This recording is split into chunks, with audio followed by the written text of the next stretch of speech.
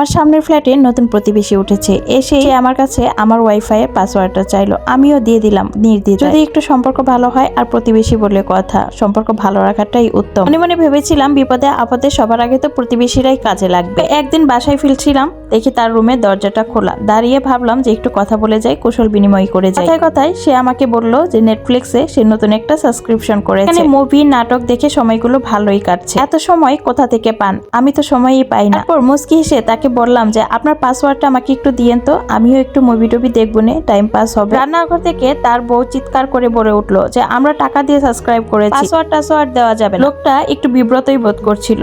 তারপর কিছুক্ষণ চুপ থেকে কি বলবে হয়তো বুঝে পাচ্ছিল না, মুস্কি হেসে আবার কথা বলা শুরু করলো। আমিও ব্যাপারটা ইগনোর করে তার সাথে নরমালি কথা বলে আসলাম, যেন আমি ব্যাপারটা কিছুই বুঝতে পারিনি। আমার বাসায় এসে আমি আস্তে করে আমার পাসওয়ার্ডটা চেঞ্জ করে দিলাম ওয়াইফাই। তার কিছুক্ষণ পরই লোকটা দৌড়ে আমাদের বাসায় চলে এসেছে, একদম বউ সহ। দরজা খুলতেই তারা বলে উঠলো যে আমাদের ওয়াইফাইটা কাজ করছে না, নেটফ্লিক্সে ভিডিও দেখতে পারছি না। এখন আমি মুস্কি এসে উত্তরটা দিলাম, পাসওয়ার্ডটা আমি চেঞ্জ করছি, বিলটা যেহেতু আমিই দেই তো ব্যবহারটা আমারই করা উচিত, অন্য কাউকে করতে দেওয়া ঠিক না। এই লেখাটা নিউজ ফিডে আমার সামনে এসেছিল। এই লেখাটা থেকে একটা শিক্ষাই পাই, আপনি প্রয়োজন থেকে যদি কাউকে একটু বেশি কদর করেন সেটার মূল্য কখনোই থাকবে না। একতরফা যতই সম্পর্কটা টিকিয়ে রাখার চেষ্টা করেন না কেন, যতই সম্পর্ক ভালো করার চেষ্টা করেন না কেন, অপরপক্ষের মানুষ যদি এফোর্ট না দেয় সেখানে কখনো একটা ভালো সম্পর্ক রান করতে পারবেন না। একটা সম্পর্ক তখনই সুন্দর হয়, তখনই লং টাইম স্টে করে যখন এফোর্টটা দুই পাশ থেকেই আসে এবং প্রয়োজনের থেকে বেশি কোনো কিছুতে আপনার এফোর্ট নেওয়া উচিত না। ওই যে কথাই আছে না, মানুষ যখন প্রয়োজনের তুলনায় বেশি এফোর্ট পেয়ে যায় বা বেশি কিছু পেয়ে যায় সেটার কদর থাকে না, মূল্যায়ন করতে পারে না। ঠিক জীবনে চলার পথে একটা জিনিস মাথায় রাখতে হবে